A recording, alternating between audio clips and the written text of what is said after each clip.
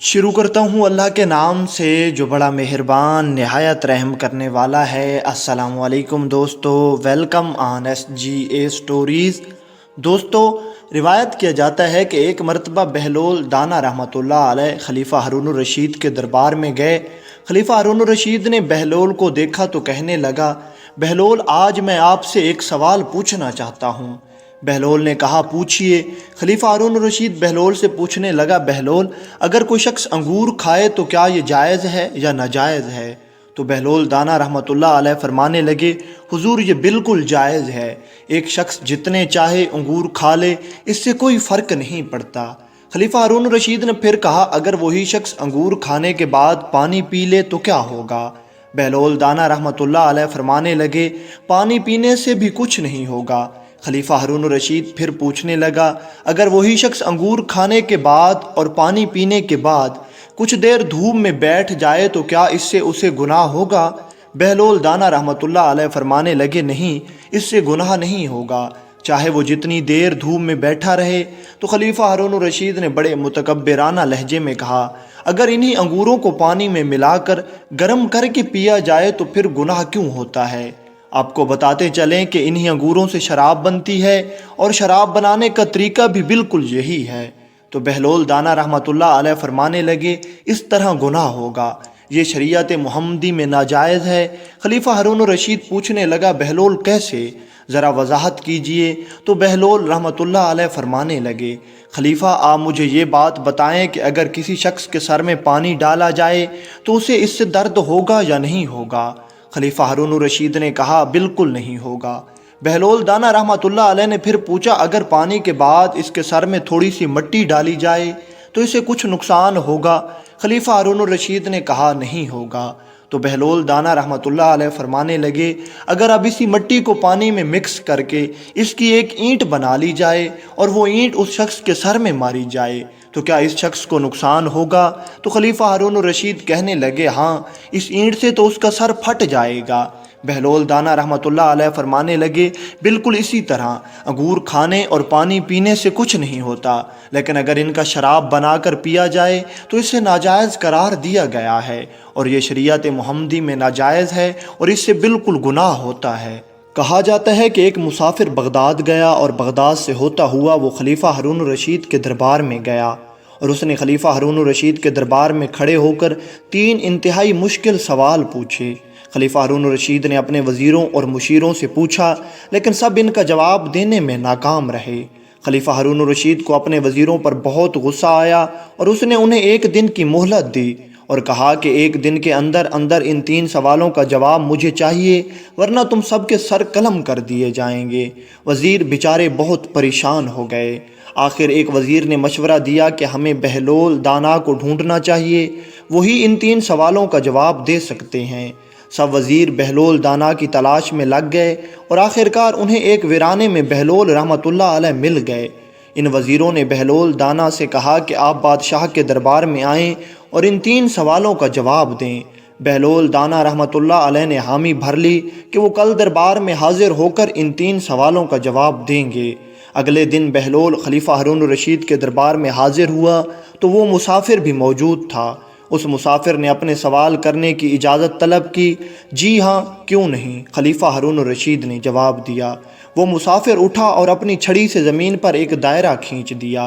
बहलोल रहमतुल्लाह अलैह फ़ौरन उठे और अपने आसा से इस दायरे के दरमियान में एक लकीर खींचकर इस दायरे को 2 हिस्सों में तकसीम कर दिया।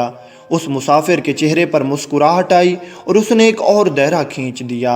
बहलोल रहमतुल्लाह अलैह इस मर्तबा दायरे को 4 हिस्सों में बांट देते हैं और एक हिस्से पर अपनी छड़ी रखकर खटखटाते हैं। मुसाफिर ने कदरे हैरत से बहलोल रहमतुल्लाह अलैह की जानिब देखा और ज़मीन पर अपना हाथ उल्टी हालत में रखकर उंगलियां आसमान की तरफ उठा दीं। बहलोल रहमतुल्लाह अलैह ने उठकर अपना हाथ ज़मीन पर इस तरह रखा कि उसके हाथ की पुश्त ऊपर यानी आसमान की तरफ थी। जब उस मुसाफिर ने यह मंजर देखा तो वो मुसाफिर अपनी कुर्सी पर वापस आ बैठा और तौसीफ़ी लहजे में बोला, मरहबा मरहबा, आलीजा आपको बहुत मुबारक हो। आपके यहाँ एक ऐसा दानिशमंद और आलिम मौजूद है जिस पर फ़ख्र किया जा सकता है। ایسے شخص کی قدر کرنی چاہیے۔ بادشاہ خلیفہ ہارون الرشید نے حیرت سے پوچھا، کیا بہلول نے تمہارے سوالات کے جواب ٹھیک ٹھیک دیے ہیں؟ مسافر بولنے لگا، جی جناب، اس نے میرے سوالوں کا جواب بالکل درست دیا ہے۔ یہ تو بتاؤ کہ اس نے کس درسگاہ سے تعلیم حاصل کی ہے جو اس کے پاس اتنا علم ہے کہ یہ میرے اشاروں کو سمجھ کر ان کا ٹھیک جواب دے دیتا ہے۔ اب وہ مسافر جانا ہی چاہتا تھا کہ خلیفہ ہارون الرشید نے اس سے کہا، اگر تم ان اشاروں کو ذرا کھول کر بیان کر دو تو دربار میں موجود اہل علم بھی محظوظ ہو سکیں گے اور ان کے علم میں بھی اضافہ ہو جائے گا۔ کیوں نہیں بادشاہ سلامت، مسافر نے کہا اور چند لمحے رک کر بولا کہ آپ نے دیکھا کہ میں نے زمین پر ایک دائرہ کھینچا۔ اس دائرے سے میرا مقصد زمین کا کرہ دکھانا تھا۔ آپ کے عالم فوراً سمجھ گئے اور اس نے دائرے کے 2 برابر حصے کر کے مجھ پر ظاہر کر دیا کہ میں زمین کے گول ہونے پر یقین رکھتا ہوں اور اس کے اسرار و رموز سے بھی واقف ہوں۔ پھر اس نے ایک سیدھی لکیر کھینچی جس سے زمین کو شمالی اور جنوبی کرے میں بانٹ دیا۔ پھر آپ نے دیکھا کہ ایک اور دائرہ میں نے کھینچا۔ آپ کے عالم نے اس کے 4 حصے کر کے مجھے سمجھا دیا کہ 3 حصے پانی اور 1 حصہ خشکی ہے، اور جب میں نے اپنے ہاتھ کی انگلیوں سے زمین پر اگنے والی نباتات کی طرف اشارہ کیا، یعنی جب اپنے ہاتھ کو نیچے رکھا اور انگلیاں اوپر کیں، تو اس کا مقصد کہ نباتات اور پودوں کی طرف اشارہ کرنا تھا۔ تو اس پر آپ کے عالم نے اپنے ہاتھ کو نیچے رکھا اور پشت آسمان کی جانب کی، تو بارش اور سورج کی نشاندہی کی، اور مطلب تھا کہ یہ دونوں نباتات اور پودوں کی برہوتری میں اور ان کی بالیدگی میں مددگار ثابت ہوتے ہیں۔ یہ کہہ کر اس مسافر نے بہلول دانا کی طرف دیکھا اور عقیدت سے بولا، میں ایک بار پھر کہتا ہوں کہ آپ کو ایسے دانش مند پر فخر ہونا چاہیے۔ کہتے ہیں کہ ایک بار شیخ جنید بغدادی سفر کے ارادے سے بغداد روانہ ہوئے۔ حضرت شیخ کے کچھ مرید بھی ساتھ تھے۔ شیخ نے مریدوں سے پوچھا، تم لوگوں نے بہلول کا حال جانا ہے؟ لوگوں نے کہا، حضرت وہ تو ایک دیوانہ ہے، آپ اس سے مل کر کیا کریں گے؟ حضرت جنید بغدادی نے جواب دیا، ذرا بہلول کو تلاش کرو، مجھے اس سے ایک ضروری کام ہے۔ مریدوں نے شیخ کے حکم کی تعمیل کی اور تلاش میں لگ گئے۔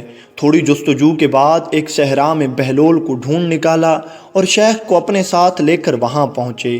شیخ بہلول کے سامنے گئے تو دیکھا کہ بہلول سر کے نیچے ایک اینٹ رکھے ہوئے دراز ہیں۔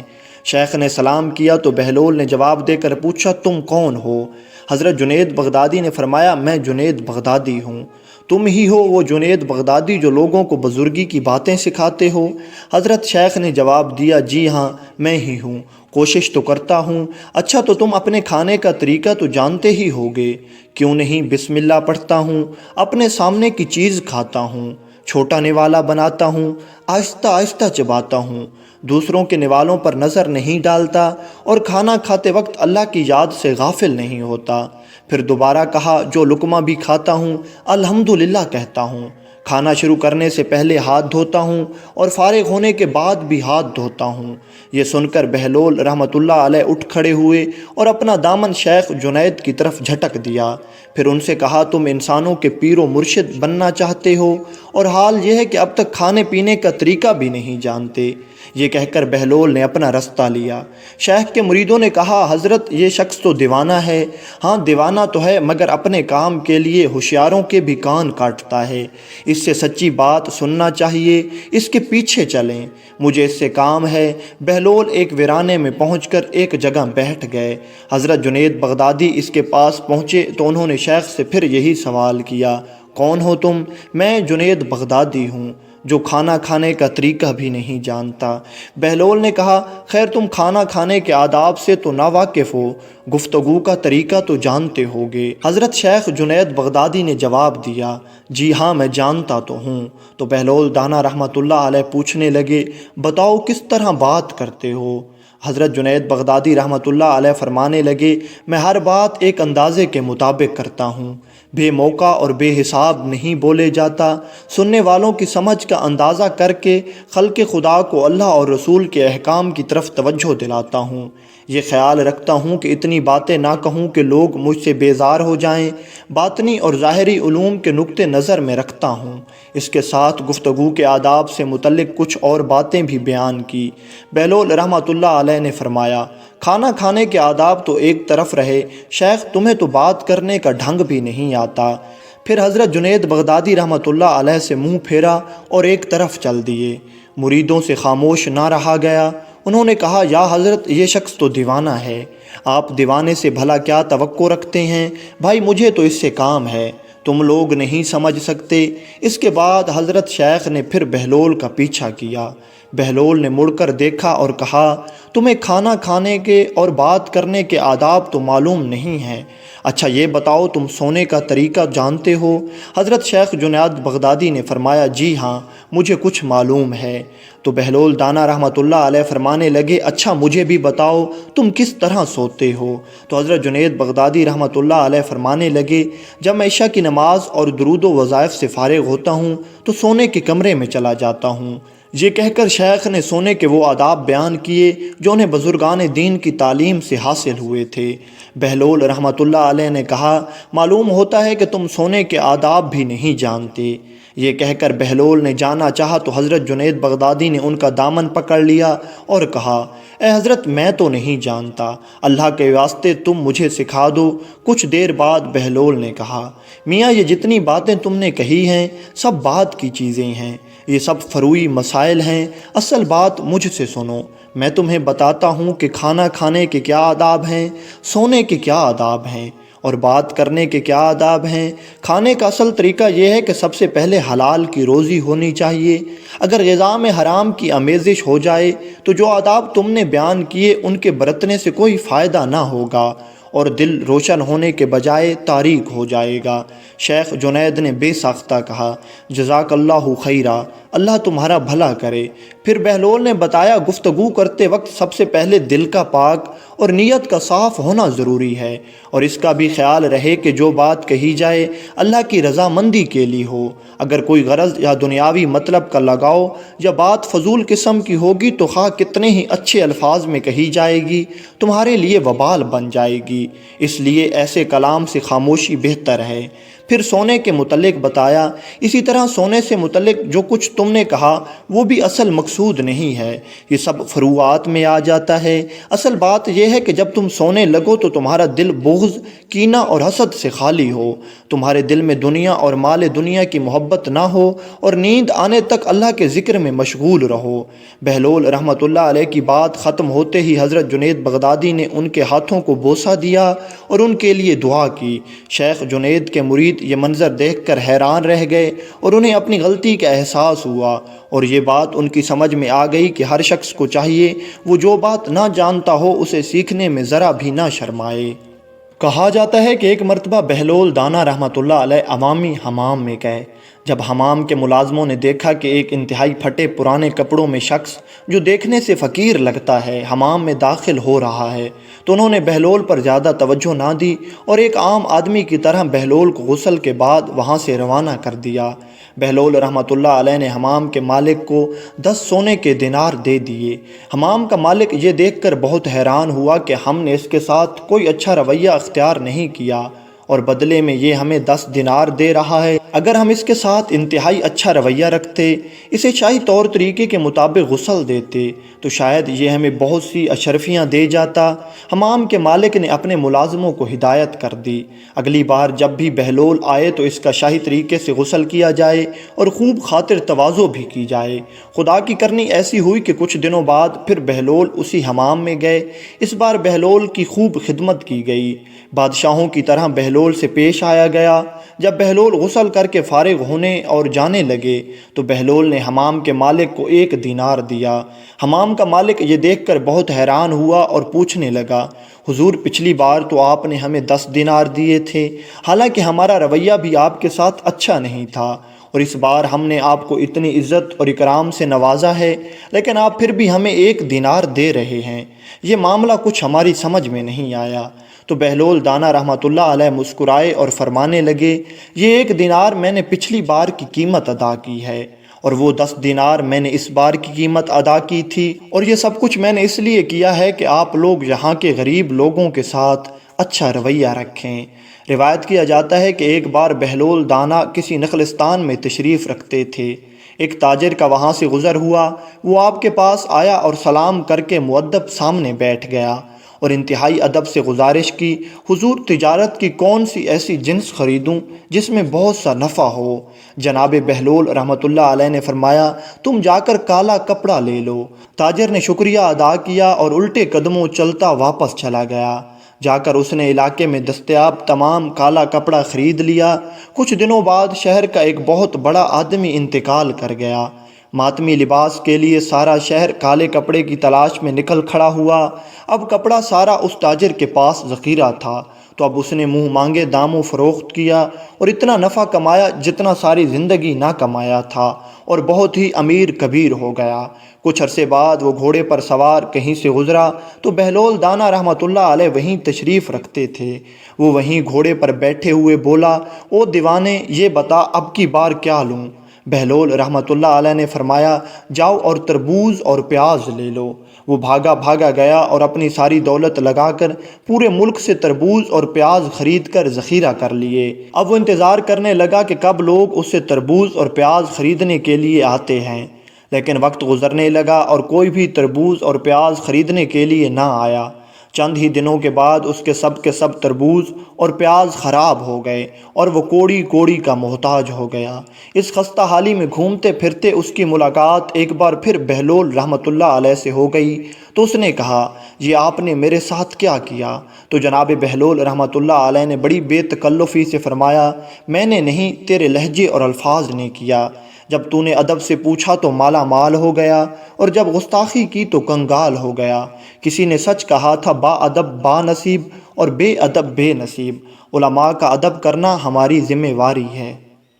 بیان کیا جاتا ہے کہ ایک مرتبہ خلیفہ ہارون الرشید نے بہلول سے کہا، بہلول میں تمہیں انعام دینا چاہتا ہوں۔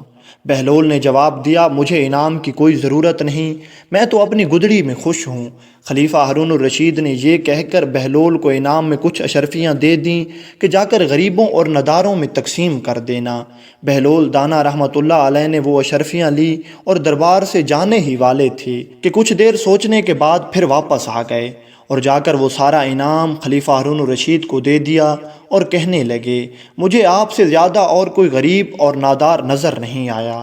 خلیفہ ہارون الرشید نے جب یہ سنا تو وہ غصے میں آ گیا، لیکن بہلول رحمۃ اللہ علیہ نے مسکراتے ہوئے فرمایا، میں نے دیکھا ہے کہ آپ کے سپاہی لوگوں کو مارتے ہیں اور ان سے زبردستی رقم وصول کرتے ہیں، اس لیے مجھے یہ لگا کہ آپ سے زیادہ محتاج اور نادار یہاں کوئی نہیں ہے جو لوگوں پر ظلم کر کے ان سے رقم وصول کرتا ہے۔ روایت کیا جاتا ہے کہ ایک مرتبہ خلیفہ ہارون الرشید اور بہلول دانا رحمۃ اللہ علیہ حمام میں جا رہے تھے۔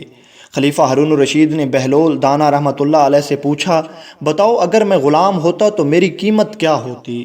تو بہلول دانا رحمۃ اللہ علیہ نے بغیر سوچے سمجھے جواب میں کہا، حضور آپ کی قیمت 50 دینار ہوتی۔ جب خلیفہ ہارون الرشید نے اپنی یہ قیمت سنی تو جلال میں آ گیا اور بہلول دانا سے کہنے لگا، تم ہو ہی پاگل، تمہیں بھلا انسان کی قیمت کا کیا اندازہ ہوگا؟ میں نے جو لباس پہنا ہوا ہے 50 دینار کا تو یہی ہے۔ بہلول دانا رحمۃ اللہ علیہ مسکرا پڑے اور کہنے لگے، حضور میں نے بھی لباس کی قیمت لگائی ہے، ورنہ خلیفہ کی تو کچھ بھی قیمت نہیں ہوتی۔ ایک مرتبہ خلیفہ ہارون الرشید اور بہلول دانا رحمۃ اللہ علیہ شکار پر گئے۔ خلیفہ ہارون الرشید کے سپاہی بھی ساتھ تھے۔ خلیفہ ہارون الرشید نے ایک ہرن کو دیکھا اور اس پر تیر سے نشانہ لگایا، لیکن خلیفہ ہارون الرشید کا نشانہ چوک گیا اور وہ ہرن وہاں سے بھاگ گیا۔ جب بہلول رحمۃ اللہ علیہ نے یہ دیکھا تو فرمانے لگے، واہ بہت خوب، ماشاءاللہ۔ خلیفہ ہارون الرشید نے بہلول کو غصے کی نظروں سے دیکھا اور کہا، بہلول میرا نشانہ صحیح جگہ پر نہیں لگا اور تو مجھے داد دے رہا ہے، گویا تو میرا مذاق اڑا رہا ہے۔ تو بہلول دانا رحمۃ اللہ علیہ فرمانے لگے، میں آپ کا مذاق تو نہیں اڑا رہا تھا۔ تو خلیفہ ہارون الرشید نے پوچھا، تو پھر تو مجھے داد کیوں دے رہا ہے؟ تو بہلول دانا رحمۃ اللہ علیہ فرمانے لگے، جناب میں تو داد اس ہرن کو دے رہا ہوں، وہ کس پھرتی سے آپ کے تیر سے بچ کے نکلی ہے۔ ایک دن جب دربار میں بہلول آئے تو اس وقت ہارون الرشید کے ہاتھ میں ایک چھڑی تھی۔ ہارون الرشید کو مذاق سوجھا، اس نے ان کو چھیڑتے ہوئے کہا، بہلول آپ کو میری ایک گزارش ہے۔ بہلول نے پوچھا، وہ کیا؟ ہارون الرشید نے کہا، میں آپ کو یہ چھڑی بطور امانت دیتا ہوں، آپ کو اپنے سے زیادہ کوئی بے وقوف آدمی ملے تو اس کو یہ چھڑی میری طرف سے دے دینا۔ بہلول نے کہا بہت اچھا، اور چھڑی اپنے پاس رکھ لی۔ وقت گزرتا رہا اور وہ وقت آ گیا جب ہارون الرشید بیمار ہو گیا اور لبے مرگ پہنچ گیا۔ بہلول کو خبر ہوئی تو وہ خلیفہ کی عیادت کو پہنچ گیا اور پوچھنے لگا، امیر المومنین کیا حال ہے؟ ہارون الرشید نے جواب دیا، حال کیا پوچھتے ہو، سفر درپیش ہے۔ بہلول رحمۃ اللہ علیہ نے پوچھا، کہاں کا سفر؟ ہارون الرشید نے جواب دیا، آخرت کا سفر درپیش ہے، دنیا سے اب جا رہا ہوں۔ بہلول رحمۃ اللہ علیہ نے سوال کیا، کتنے دن میں واپس آئیں گے؟ ہارون الرشید نے کہا، بھائی یہ آخرت کا سفر ہے، اس سے کوئی واپس نہیں آیا کرتا۔ بہلول رحمۃ اللہ علیہ نے کہا، اچھا واپس نہیں آئیں گے تو آپ نے سفر کی راحت اور آرام کے انتظامات کے لیے کتنے لاؤ لشکر اور ساز و سامان آگے بھیجے ہیں؟ ہارون الرشید نے جواب میں کہا، تم پھر بے وقوفی کی باتیں کر رہے ہو، آخرت کے سفر میں کوئی ساتھ نہیں جایا کرتا اور نہ کوئی لاؤ لشکر اور نہ ہی کوئی ساز و سامان جاتا ہے، وہاں تو انسان تنہا جاتا ہے۔ بہلول رحمۃ اللہ علیہ نے کہا، اتنا لمبا سفر کہ وہاں سے واپس بھی نہیں آنا، لیکن آپ نے کوئی لاؤ لشکر یا سامان نہیں بھیجا، حالانکہ اس سے پہلے آپ کے جتنے سفر ہوتے تھے اس میں انتظامات کے لیے آگے لاؤ لشکر اور سفر کا سامان جایا کرتا تھا، اس سفر میں کیوں نہیں بھیجا؟ ہارون الرشید نے کہا، نہیں یہ سفر ایسا ہے کہ اس میں کچھ بھیجا نہیں جا سکتا۔ بہلول رحمۃ اللہ علیہ نے کہا، جناب آپ کی ایک امانت بہت عرصے سے میرے پاس رکھی ہے، یہ وہ چھڑی ہے جسے آپ نے مجھے دیتے ہوئے فرمایا تھا، مجھ سے زیادہ کوئی بے وقوف ملے تو اس کو دے دینا۔ میں نے بہت تلاش کیا لیکن مجھے اپنے سے زیادہ بے وقوف آپ کے علاوہ اور کوئی نہیں ملا، اس لیے کہ میں یہ دیکھا کرتا تھا کہ اگر آپ کا چھوٹا سا بھی سفر ہوتا، مہینوں پہلے اس کی تیاری ہوا کرتی تھی، کھانے پینے کا سامان، خیمے، لاؤ لشکر سب سے پہلے بھیجا جاتا تھا، اور آپ کو یہ بھی معلوم ہوتا تھا کہ ایک دن اس لمبے سفر پر بھی آپ کو جانا ہے جہاں سے واپسی ممکن نہیں، لیکن اس کے لیے آپ نے کوئی تیاری نہیں کی۔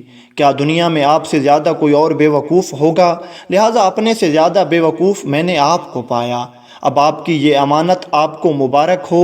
یہ سن کر ہارون الرشید رو پڑا اور کہا، بہلول تم نے سچی بات کہی ہے، ساری عمر ہم تم کو بے وقوف سمجھتے رہے، لیکن حقیقت یہ ہے کہ حکمت کی بات تم ہی نے کہی، واقعی ہم ہی بے وقوف ہیں، ہم نے اپنی عمر ضائع کر دی اور اس آخرت کے سفر کی کچھ تیاری نہیں کی۔ معروف بزرگ حضرت سیدنا سری سکتی رحمۃ اللہ علیہ فرماتے ہیں کہ میں ایک بار قبرستان میں گیا، وہاں میں نے بہلول دانا رحمۃ اللہ علیہ کو دیکھا، ایک قبر کے قریب بیٹھے مٹی میں لوٹ پوٹ ہو رہے تھے۔ میں نے پوچھا، حضور آپ یہاں کیوں بیٹھے ہیں؟ جواب ملا، میں ایسی قوم کے پاس ہوں جو مجھے اذیت نہیں دیتی، اور اگر میں غائب ہو جاؤں تو میری غیبت بھی نہیں کرتی۔ ایک دن بہلول بازار میں بیٹھے تھے کہ کسی شخص نے پوچھا، بہلول کیا کر رہے ہو؟ تو بہلول نے کہا کہ بندوں کی اللہ سے صلح کرا رہا ہوں۔ اس شخص نے کہا، پھر کیا بنا؟ بہلول رحمۃ اللہ علیہ نے کہا، اللہ تو مان رہا ہے لیکن بندے نہیں مان رہے۔ کچھ عرصے بعد اسی شخص کا ایک قبرستان کے پاس سے گزر ہوا تو دیکھا بہلول قبرستان میں بیٹھے ہیں۔ قریب جا کر پوچھا، بہلول کیا کر رہے ہو؟ بہلول نے کہا، بندوں کی اللہ سے صلح کروا رہا ہوں۔ اس شخص نے کہا، پھر کیا بنا؟ بہلول نے کہا، بندے تو مان رہے ہیں مگر آج اللہ نہیں مان رہا۔ ایک دن بہلول دانا رحمۃ اللہ علیہ محل کے پاس آ گئے، ہارون الرشید کو اطلاع ملی تو وہ اس کے پاس حاضر ہو گیا۔ بہلول نے بادشاہ کی طرف دیکھا اور غصے سے پوچھا، ہاں بتاؤ تمہارا کیا مسئلہ ہے؟ ہارون الرشید نے عرض کیا، حضور جب اللہ تعالیٰ کسی حکمران سے خوش ہوتا ہے تو وہ اس کو کیا تحفہ دیتا ہے؟ بہلول دانا رحمۃ اللہ علیہ نے غور سے اس کی طرف دیکھا اور کہنے لگے، اللہ اسے درست اور بروقت فیصلے کی قوت دیتا ہے۔ ہارون الرشید نے پوچھا، حضور اگر اللہ کسی حکمران سے ناراض ہو جائے تو وہ اس سے کون سی چیز چھین لیتا ہے؟ بہلول دانا رحمۃ اللہ علیہ چند لمحے سوچنے لگے اور پھر ہنس کر بولے، فیصلہ کرنے کی قوت۔ ہارون الرشید نے پھر پوچھا، حضور بادشاہ کو کیسے پتہ چلے گا کہ اللہ اس سے خوش ہے یا ناراض؟ اس سوال پر بہلول دانا چند لمحے خاموش رہا، اس نے آسمان کی طرف نظریں اٹھائیں اور ہلکی سی مسکراہٹ کے ساتھ بولا، ہارون الرشید، جب اللہ تعالیٰ کسی شخص سے خوش ہوتا ہے تو وہ اس کو عزت اور مرتبے سے نوازتا ہے، لیکن جب اللہ کسی سے ناراض ہوتا ہے تو وہ اس شخص کو نفرت کی علامت بنا دیتا ہے۔ خلق خدا اس سے پناہ مانگنے لگتی ہے اور اس کی زندگی عبرت کا نشان بن جاتی ہے۔ اب ہارون الرشید کے ماتھے کی شکنیں گہری ہو گئیں۔ اس نے ایک لمبی آہ بھری، اس کے بعد بہلول سے عرض کیا، اور حضور، جب اللہ کسی بادشاہ سے ناراض ہو جائے تو اس کا انجام کیا ہوتا ہے؟ بہلول دانا رحمۃ اللہ علیہ نے غور سے بادشاہ کی طرف دیکھا، پھر مسکرائے اور بولے، اے ہارون، جب کوئی شخص قدرت کے انجام کا شکار ہوتا ہے تو در در کی ٹھوکریں اس کا مقدر بن جاتی ہیں۔ وہ سونے میں ہاتھ ڈالتا ہے تو ریت اس کی مٹھی میں آتی ہے۔ وہ اپنے تئیں اچھا فیصلہ کرنا چاہتا ہے لیکن قدرت اسے بے عزت کر دیتی ہے، اس کے اپنے بھی پرائے ہو جاتے ہیں اور وہ اپنی زندگی سے تنگ آ کر اپنا گلا خود ہی گھونٹ کر مر جاتا ہے۔ ایک مرتبہ بہلول رحمۃ اللہ علیہ اپنے ویران کھنڈر میں واپس آئے تو دیکھا اس میں قدموں کے نشان ہیں، یوں معلوم ہوتا تھا جیسے کوئی یہاں آیا ہے۔ اس نے فوراً ایک خاص جگہ پر دیکھا، تازہ کھدی ہوئی مٹی جس کو ہموار کیا گیا تھا، بتا رہی تھی کہ اس کا اندیشہ درست تھا۔ اس نے اپنی چھڑی سے مٹی کو ہٹایا، اس کی جمع شدہ رقم غائب تھی۔ بہلول کچھ رقم کسی ہنگامی ضرورت کے لیے مٹی میں چھپا کر رکھتا تھا، غالباً کسی نے اسے رقم چھپاتے ہوئے تاڑ لیا تھا۔ اس نے اپنی گدڑی اٹھائی اور چل پڑا، اور نزدیک ہی واقع موچی کی دکان پر پہنچا اور بڑی خوش طبعی سے اسے سلام کیا۔ آؤ آؤ بہلول، کیسے آنا ہوا؟ موچی نے بڑی خوشی سے پوچھا۔ میں نے سوچا کہ تم سے مل آؤں، پھر تم سے ایک کام بھی ہے، بہلول نے کہا۔ کیسا کام؟ موچی نے پوچھا۔ تم ایک اچھے انسان ہو، مجھ جیسے دیوانے کے ساتھ بھی خوش اخلاقی سے پیش آتے ہو، میں تم سے ایک مشورہ لینا چاہتا ہوں۔ بہلول نے پوچھا، یہ تمہاری مہربانی ہے کہ تم ایسا سمجھتے ہو، موچی نے خوش ہو کر کہا۔ بہلول ذرا قریب ہوا اور بولا، تم تو جانتے ہو کہ میں ویرانوں اور کھنڈروں میں رہتا ہوں، وہاں تھوڑی بہت رقم اپنے برے وقت کے لیے بچا کر زمین میں دفن کر دیتا ہوں۔ تم ذرا حساب لگا کر مجھے بتا دو کہ یہ رقم کل کتنی ہوتی ہے۔ ہاں ہاں، کیوں نہیں، تم بتاؤ، میں حساب کر دیتا ہوں، موچی نے بڑی فراخ دلی سے جواب دیا۔ خدا تمہارا بھلا کرے، شہر کے مشرقی گوشے میں جو کھنڈر ہے وہاں میں نے شاید 100 سکے دبا رکھے ہیں، قبرستان میں تقریباً 250 سکے ہوں گے، اور ایک مکان کے صحن میں تو پورے 500 ہیں۔ ہاں یاد آیا، نہر کے کنارے بھی 50 سکے دفن ہیں، تو یہ سب ملا کر کل کتنے ہوئے؟ بہلول پوچھنے لگا۔ اگر یہ سکے سونے کے ہیں تو ان کی مالیت 2000 کے لگ بھگ ضرور ہے، موچی نے حساب لگا کر بتایا۔ بہلول کچھ دیر سوچتا رہا، پھر سر اٹھا کر بولا، یار میں چاہتا ہوں کہ ان سب جگہوں سے وہ تمام سکے نکال لاؤں اور اس ویرانے میں چھپا دوں۔ یہاں آمد و رفت کم ہے اور میرا خیال ہے یہ جگہ زیادہ محفوظ ہے۔ یہ تو بہت اچھا خیال ہے، تم رقم ایک جگہ رکھو تاکہ جب ضرورت پڑے تو نکالنے میں آسانی ہو۔ موچی نے دل ہی دل میں خوش ہوتے ہوئے مشورہ دیا۔ بہلول اپنی چھڑی کے سہارے اٹھا۔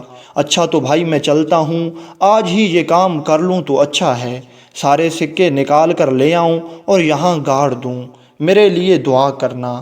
ہاں جاؤ، اللہ تمہارا نگہبان ہو، موچی نے اسے الوداع کہا۔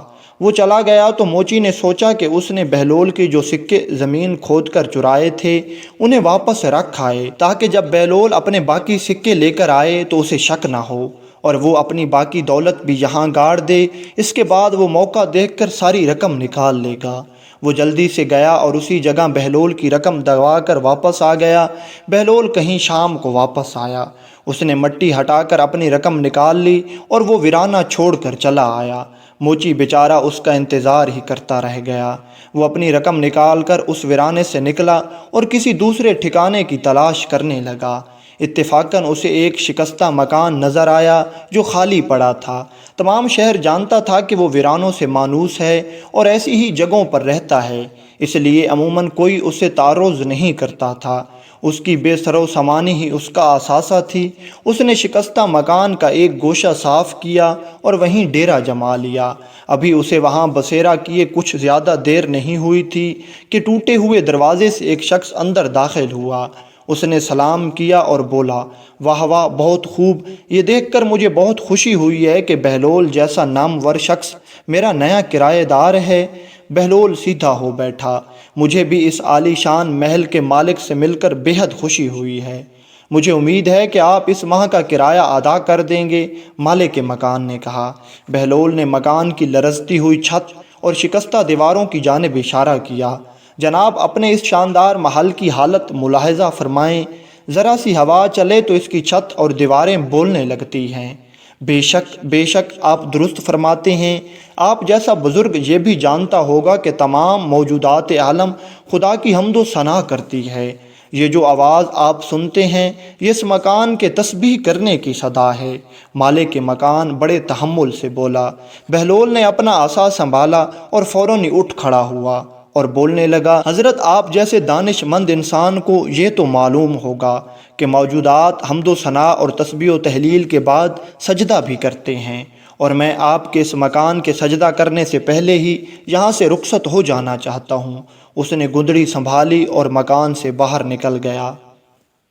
ایک مرتبہ خراسان کا ایک مشہور فقی بغداد آیا۔ ہارون کو بھی اس سے ملاقات کا اشتیاق ہوا۔ اس نے اسے دربار میں بلایا، گرم جوشی سے اس کا خیر مقدم کیا اور بڑی قدر و منزلت کے ساتھ اسے اپنے پاس بٹھایا۔ فقی اس عزت افزائی پر پھولے نہیں سما رہا تھا اور ہارون پر اپنے علم کی دھاک بیٹھانے کی کوشش کر رہا تھا۔ اچانک بہلول کہیں سے پھرتا پھراتا دربار میں آ نکلا۔ بہلول نے سلام کیا۔ ہارون نے اسے بھی بیٹھنے کے لیے کہا۔ اس عالم نے اس کا معمولی لباس، بوسیدہ گدڑی اور دھول میں اٹی ہوئی جوتیاں دیکھیں اور قدر حیرت سے بولا، آپ بہت مہربان اور فراخ دل ہیں کہ معمولی لوگوں کو بھی اپنے دربار میں جگہ دیتے ہیں۔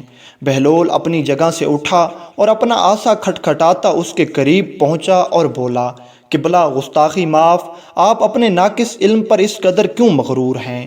آپ میری ظاہری حالت کا خیال نہ کریں اور میرے ساتھ علمی مباحثہ کرنے کے لیے تیار ہو جائیے تاکہ آپ کو پتہ چل جائے کہ آپ تو کچھ بھی نہیں جانتے۔ اس عالم نے ایک نگاہ غلط انداز اس پر ڈالی۔ میں نے سنا ہے کہ تو پاگل ہے اور میں پاگلوں سے مباحثہ نہیں کرتا۔ میں نے کب کہا کہ میں پاگل نہیں ہوں؟ میں تو اپنے پاگل پن کا خود اقرار کرتا ہوں، مگر آپ ہیں کہ آپ کو اپنی کم علمی کا کچھ پتہ ہی نہیں۔ بہلول نے بڑے مزے سے کہا۔ خلیفہ ہارون الرشید نے قہر آلود نگاہوں سے بہلول کی طرف دیکھا۔ بہلول رحمۃ اللہ علیہ، خاموش رہو، تمہیں معلوم نہیں کہ یہ خراسان کے نامور عالم ہیں، اس لیے تو میں چاہتا ہوں کہ یہ مجھ سے علمی مباحثہ کر لیں۔ بہلول نے بڑے اطمینان سے کہا۔ ہارون کو بھی علمی مباحثوں اور مناظروں کا شوق تھا۔ وہ اس عالم سے بولا، کیا مذائقہ ہے؟ تمہیں بہلول کی دعوت قبول کر لینی چاہیے۔ تو پھر میری ایک شرط ہوگی۔ وہ عالم بولا، اجازت ہے، تم جیسی چاہو شرط رکھ لو۔ ہارون الرشید نے اجازت دی۔ فقیر بولا، میری شرط یہ ہے کہ بہلول سے ایک معمہ پوچھوں گا، اگر اس نے درست جواب دے دیا تو اسے 1000 اشرفیاں دوں گا، اور اگر یہ ناکام رہا تو مجھے 1000 اشرفیاں دینے کا پابند ہوگا۔ بہلول رحمۃ اللہ علیہ مسکرایا۔ ہم فقیروں کے پاس مال دنیا کہا؟ ہاں، میں خود کو آپ کے سپرد کر سکتا ہوں۔ آپ ایک غلام کی طرح مجھ سے کام لیں اور اپنی 1000 اشرفی پوری کر لیں، اور اگر میں 1000 اشرفی جیت گیا تو وہ ناداروں اور محتاجوں کا حصہ ہے۔ عالم نے کہا، مجھے منظور ہے، اور کیا تم تیار ہو کہ میرا معمہ حل کرو؟ بہلول نے جواب دیا، جی ہاں عالی جاں، آپ کی اجازت ہے۔ عالم نے ہارون الرشید سے بھی پوچھا۔ ہارون الرشید نے شاہی تمکنت سے اجازت دے دی۔ عالم نے اپنا معمہ پیش کیا۔ ایک گھر میں ایک عورت اپنے شرعی شوہر کے ساتھ بیٹھی ہے۔ اسی گھر میں ایک شخص نماز پڑھ رہا ہے اور دوسرا روزے سے ہے۔ اچانک دروازے پر دستک ہوتی ہے اور ایک ایسا شخص اندر داخل ہوا جس کے آ جانے سے شوہر اور بیوی ایک دوسرے پر حرام ہو گئے۔ نماز پڑھنے والے کی نماز باطل ہو گئی اور روزے دار کا روزہ بھی باطل ہو گیا۔ کیا تم بتا سکتے ہو کہ باہر سے آنے والا شخص کون ہے؟ دربار میں سناٹا چھا گیا۔ لوگ ایک دوسرے کا منہ تکنے لگے۔ بہلول نے برجستہ کہا، گھر میں داخل ہونے والا اس عورت کا پہلا شوہر ہے جو سفر پر گیا ہوا تھا، جس کے بارے میں یہ خبر ملی تھی کہ دوران سفر وہ انتقال کر گیا ہے۔ اس عورت نے حاکم شرع کی اجازت سے اسی مرد سے عقد کر لیا تھا جو اس کے برابر بیٹھا ہوا تھا۔ انہوں نے 2 اشخاص کو اجرت دی کہ وہ مرحوم شوہر کی قضا نمازیں ادا کریں اور روزے بھی رکھیں۔ اسی اثناء میں پہلا شوہر शौहर सफ़र से वापस आ गया, क्योंकि उसकी मौत की खबर गलत थी। चुनाचे उसके आते ही दूसरा शौहर उस औरत पर हराम हो गया। इन दोनों अशखास की नमाज और रोज़ा भी बातिल हो गया, जो शौहर को मुर्दा समझकर इसके लिए पढ़ी और रखे जा रहे थे। मरहबा मरहबा। खलीफा हारून रशीद ने जब ये जवाब सुना तो कहने लगा, मरहबा मरहबा, बहुत खूब। बहलोल, बाज़ औक़ात तो तुम्हारी दीवानगी फरजानों को भी शर्मा देती है। बाकी वज़ीर और अमीर भी दाद व तहसीन देने लगे। शोर कुछ कम हुआ तो बहलोल कहने लगा, हुजूर, मैं अब इससे एक सवाल पूछना चाहता हूँ, अगर आपकी इजाज़त हो तो। खलीफा हारून रशीद और उस आलिम ने इजाज़त दे दी तो बहलोल पूछने लगा, फ़र्ज़ करें हमारे पास एक मटका शीरा और एक मटका सिरका मौजूद है। हम इससे शकंजबीन तैयार करने के लिए एक प्याला सिरका और एक प्याला शीरा मटकों में से निकालते हैं और दोनों को किसी बर्तन में मिला देते हैं। इस वक्त पता चलता है कि इसमें तो एक चूहा मरा पड़ा है। क्या आप बता सकते हैं कि वो मरा हुआ चूहा सिरके के मटके में था या शीरी के मटके में था? खलीफा हारून रशीद महजूज हुआ। अहले दरबार भी मुस्कुराए।